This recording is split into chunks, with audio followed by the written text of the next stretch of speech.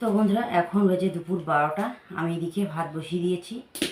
তো সকালবেলা তোমাদের সঙ্গে শেয়ার করা হয়নি, কারণ আমার এদিকে শরীরটা ভালো ছিল না, তো সেজন্য আর শেয়ার করতে পারিনি। সকাল থেকে এইদিকে মাথা শুধু ঘুরছে ঘুরছে, ওই রকম করেই শুধু সিদ্ধ ভাত একটু রান্না করেছি। খাওয়া দাওয়া করে কি আর করব, জামা কাপড় কয়েকটা ধুয়ে দিলাম, কিন্তু জুতোগুলো ধুয়ে দিইনি। কালকে তো বিয়ে আছে, বিয়ে বাড়ি তো কালকে যাবো না, পরশু দিন যাবো। তো ওগুলো ধুয়ে দিতে হতো, তাই না? মনেই আর নেই, জানো, ওইগুলো ধুয়ে দিইনি। তো যাক, ওইগুলো থাক, আর করবো না। ভালো লাগছে না, তবুও তো রান্না তো করতে হবে, খেতে তো হবে, তাই না? না খেয়ে তো আর থাকা যাবে না। আর এদিকে দেখো কতগুলো পেঁপে কেটছি। রাশিও কাটছে, আমিও কাটছি। সকালবেলা এগুলো ভাজা করার কথা ছিল, ভাজা করা হয়নি। এই যে রাশি ঝুলছে, উপরের সবুজ ইয়েটা আছে, এগুলোর ভাজা করবো। সকালবেলা ভাজা করতে চেয়েছিলাম, ইচ্ছাই করছে না, তখন আর ভাজা করিনি, রেখে দিই এগুলো। এখন দুপুরবেলা ভাজা করব আর রান্না করবো। এইদিকে ফুলকপি কেটে নিয়েছি, ফুলকপি বেগুন আলু দিয়ে শুকটি মাছ দিয়ে ঝোল করবো। ঘরে আলু একটাও নেই, মাকে বললাম, তো মাও নিয়ে আসলো না। রাশিকে বললাম, রাশিও আনলো না। তার ভাতের আগে আর কি ঘুগনিটা বসিয়ে দিতাম। তারপর কি করলাম, যেহেতু আলু ঘরে নেই, আলু তুলতে যাব আনবো, অনেক সময় লাগবে, তো ভাতটাই বসিয়ে দিলাম। তো ভাতটা যখন উতল আসবে, তখন আমি যাব আলু তুলতে। আর ততক্ষণে আমি বেগুনটা কেটে নিই। বেগুন নাকি না জল ছাড়া কাটা যায় না, বুঝছো তো? ভাই থাকলে এই কথাটা কি সবাই বলে, তো নিয়ম একটা আছে না, আমাদের একটা মাত্র ভাই, তাই না? তো সবাই কিন্তু বেগুনটা জলের মধ্যেই কাটে। যে জল দিয়ে নিলাম থালার মধ্যে, এখন আমি এখানে কাটবো বেগুনটা।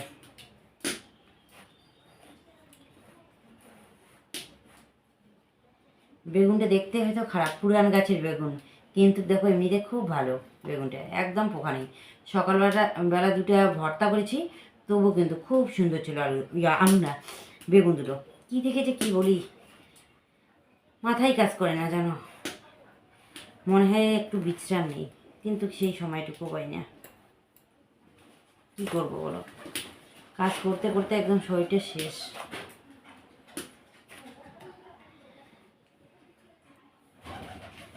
আর ছোট উনানটার মধ্যে এই যে ভাতটা বসিয়ে দিয়েছি না, ছোটো উনুনের মধ্যে মনে হয় জালটাই লাগে না, এরকম আর কি লাগে। বড় উনুনের মধ্যে হয়তো খড়ি, মানে লাকড়ি আর কি, আমরা খড়ি বলি, তো হয়তো বেশি যায়। বেশি গেলেও পরে কিন্তু ভাতটা ভালো হয়, জালটা ভালো হয় উনানের। আর এখানে একটু সময় লাগে। আর এই যে ডাঁটাগুলো, ফুলকপির ডাঁটাগুলো কিন্তু ভালো লাগে খেতে। আগে আমাদের বাড়িতে বাবা চাষ করতো, সবাই এসে নিয়ে যেত, এগুলো সবজি খেত। আর আগে না অনেক অভাব ছিল, তাই না? কিন্তু এখন কিন্তু সবাই এগুলো ফেলে দেয়, খায় না কেউ। এখন তো সেরকম অভাব নেই। আগে যেরকম অভাব ছিল, ওইরকম থাকলে না এগুলোই সবাই কিন্তু খেত।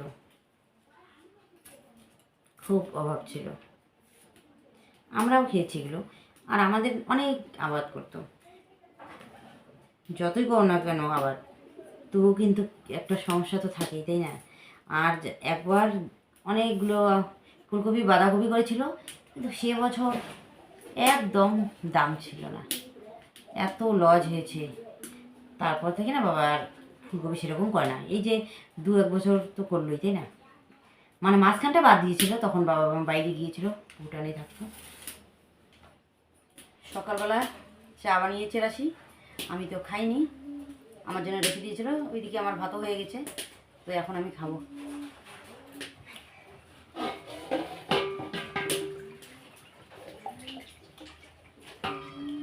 গরম করে নিলাম পাউরুটিটা।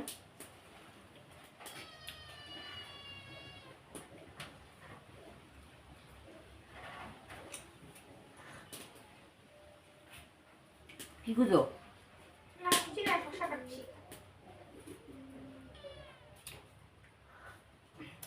অনেকদিন হলে পরে এরকম হয়, শশার ভিতরটা কেমন যেন হয় না।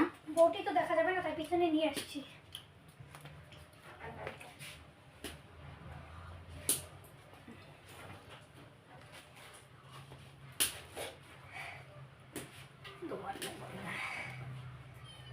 এদিকে বানাবো আমি বার্গার, আর এদিকে দেখো মানে পাউরুটিটাকে এদিকে আর এদিকে ভেজে নিয়েছি।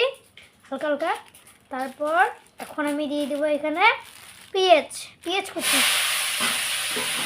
আর মা এদিকে রান্না করছে, আমি পেঁয়াজ কুচি দিয়ে দিলাম।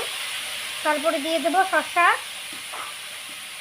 আচ্ছা, খাবে হ্যাঁ খাও। না, খাওয়া তোমারটা খাও তুমি।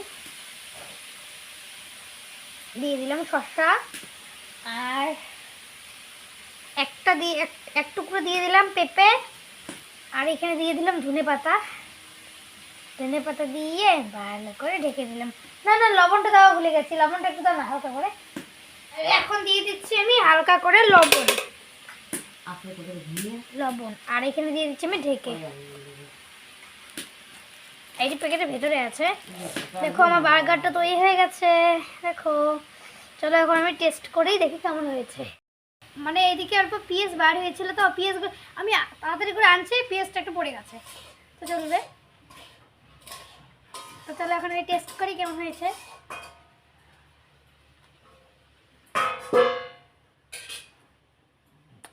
অসাধারণ,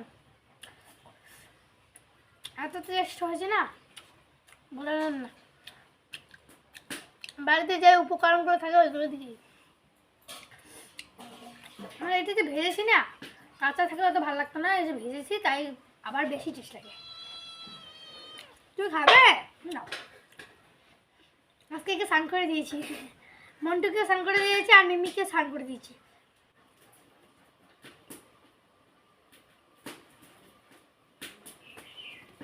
দারুণ, অসাধারণ। আমার রান্না বান্না হয়ে গেছে, তো সবার খাওয়া দাওয়া হয়ে গেছে, আমার কিন্তু খাওয়া দাওয়া হয়নি। তো তার আগে আমি দোকানের এগুলো রেডি করে তারপর খাওয়া দাওয়া করে নেব। ডাল বাটা হয়ে গেছে, এখনও বাকি আছে আলুগুলো ছোলা। আলুগুলো তাড়াতাড়ি করে ছুলে নিব। নতুন আলু তবুও কিন্তু এই যে দেখো চোচা বাইর হয়, আর চোচাটা মানুষের মুখে রাখলে অসুবিধা হবে, তাই না? তো সেই জন্য আমি এগুলো এই যে ফেলে দিচ্ছি। এই চোচাটা ছুলতে হবে। গরম আলু এইমাত্র নামাইলাম।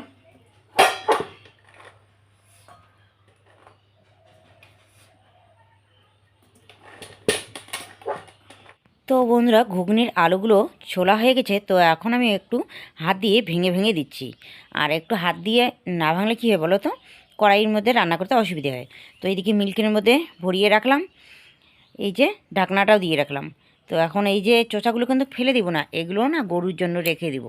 আর নিচে আছে এই যে বড় মিল্কেনের মধ্যে এই যে মটর মানে ঘুগনিটা, আর এই ছোটো মিল্কেনের মধ্যে আছে তোমার এই যে ডাল বাটা, পেঁয়াজ, এই যে তারপর কাঁচা লঙ্কা, তো গোটা পেঁয়াজও দিয়ে দিয়েছি। আর টিফিন বাটির মধ্যে আছে মশলা, আদা, পেঁয়াজ, আর হচ্ছে কি রসুন বাটা। আর এই যে আটা ভরিয়ে দিচ্ছে আজকে, কারণ বললো যে দোকানে নাকি আটা নেই।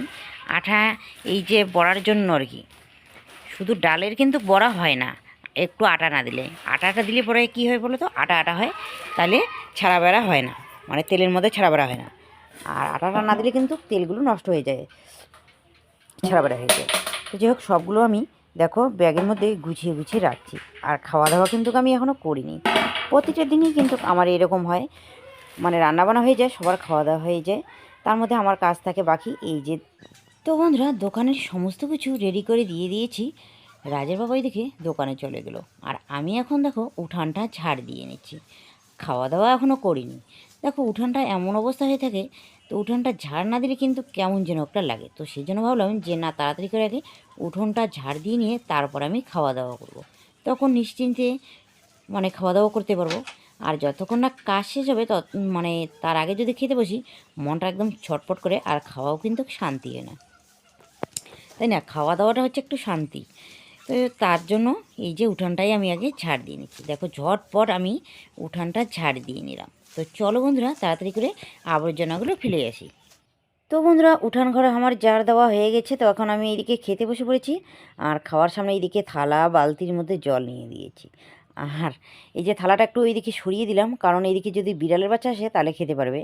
আর আমি এইদিকে দেখো এই যে পেঁপে ভাজা, মাছ ভাজা, আর হচ্ছে ফুলকপির ঝোল রান্না করেছি।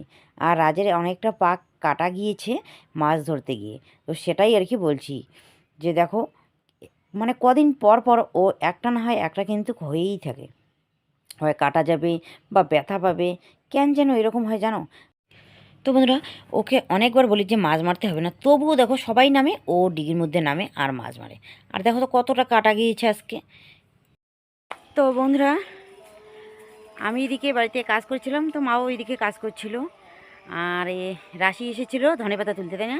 তো এসেই দেখে ভুট্টা ক্ষেতের মধ্যে জলে একদম ভরপুর হয়ে গেছে।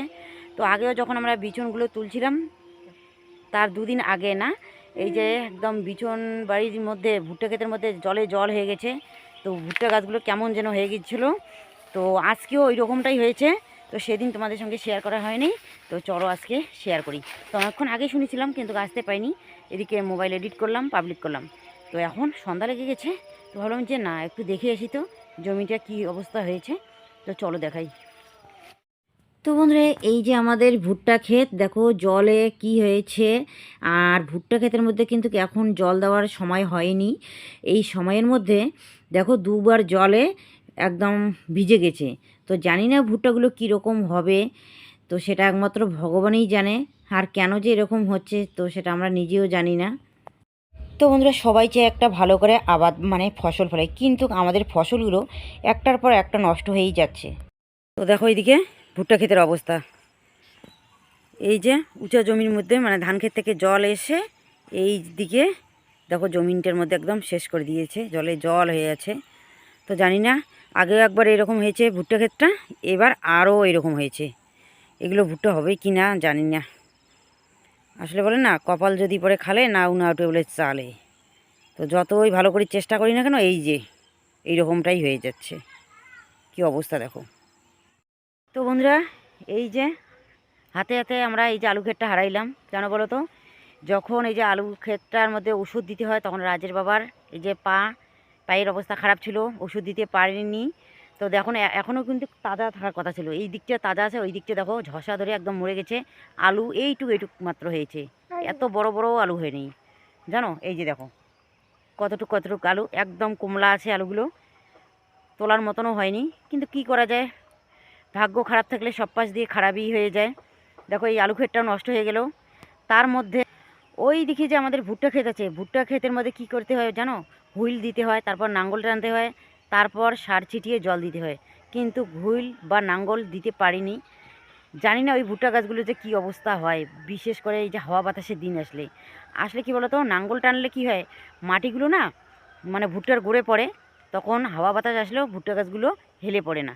আর নাঙ্গল না টানলে মানে হেলে পড়ার ভয় থাকে। তো ওটাও যে কী হয় জানি না। আর এই যে এই ক্ষেতটা যে আছে দেখো, এই ক্ষেতটাও জলে একদম ভর্তি হয়ে আছে, জানি না এটাও যে কী হয়। তো ক্ষেতটা দেখে দেখো খুব খারাপ লাগে, এতটা ক্ষেত একদম ভিজে গেছে জলের মধ্যে। কষ্টটা যে কি সেটা একমাত্র আমরাই জানি। কারণ কি বলো তো, এখনও জল দেওয়ার সময় হয়নি, কিন্তু জল দেওয়ার সময় আরেকটু মানে বড় হলে পরে জল দিতে হয়, সার দিতে হয়। তাই এইটুক গাছের মধ্যে দুবার জল ডুবে গেছে। তো জানি না কী হয়। আর এই যে হ্যাঁ যাই। আর এই ক্ষেতটা কিন্তু আমাদের না, এই ক্ষেতটা আর একজনের। দেখো এই ক্ষেতের মধ্যে এই যে আল বেঁধে দিয়েছে আর জলও দেওয়া হয়ে গেছে। তো সন্ধ্যা লেগেছে, তবুও কিন্তু আসলাম এদিকে তোমাদের সঙ্গে একটু শেয়ার করতে। আর আমি তখন দেখার সময় পাইনি জমিটা, তো এসে একটু এই যে দেখলাম, দেখে তো মনটা খুব খারাপ হয়ে গেল এরকম অবস্থা দেখে। এই যে কথায় আছে না, কি বলে কথায়। তো বন্ধুরা, ফিরে আসলাম পরদিন। তো সকাল সকাল এইদিকে দেখো তিতা করলাম মাখা, আর হচ্ছে ধনেপাতা শুকটি মাছ দিয়ে চাটনি করেছি, বেগুন ভর্তা, আলু মাখা। আর এইদিকে দেখো মানে পুঁটি মাছ দিয়ে এই যে ভাতের যে মাটা আছে, ডাল রান্না করলে এত সুন্দর লাগে কি বলবো। আর করেছি এইদিকে পুঁটি মাছ দিয়ে ভাতের মাছ দিয়ে একটু ডাল রান্না করেছি। আমাদের খাওয়া হয়ে গেছে, আর এইদিকে দেখো মা খেতে বসছে। তো চলো দেখাই কি কি দিয়ে খাওয়া প্রায় শেষ হয়ে গেছে। কল্যা মাখা, আর এখানে ধনিয়া পাতার চাটনি, আর আলু মাখাটা খেয়ে নিয়েছে আগেই।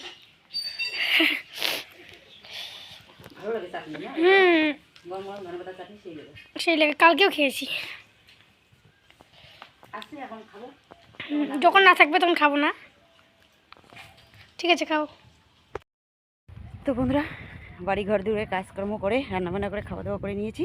তো এখন আমরা যাচ্ছি এক জায়গায়, চলো গিয়ে তোমাদের সঙ্গে অবশ্যই শেয়ার করব।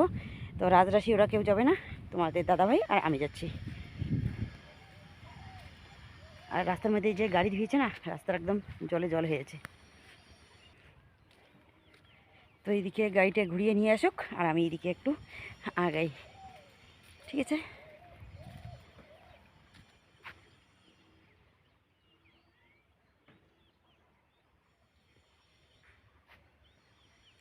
আমাদের রাস্তাটা আটো, তো গাড়িটা ঘুরাইতে অসুবিধে হয়। তো ঠিক আছে বন্ধুরা, আজকের ব্লগটা আমি বেশি বড় করছি না, এখানেই শেষ।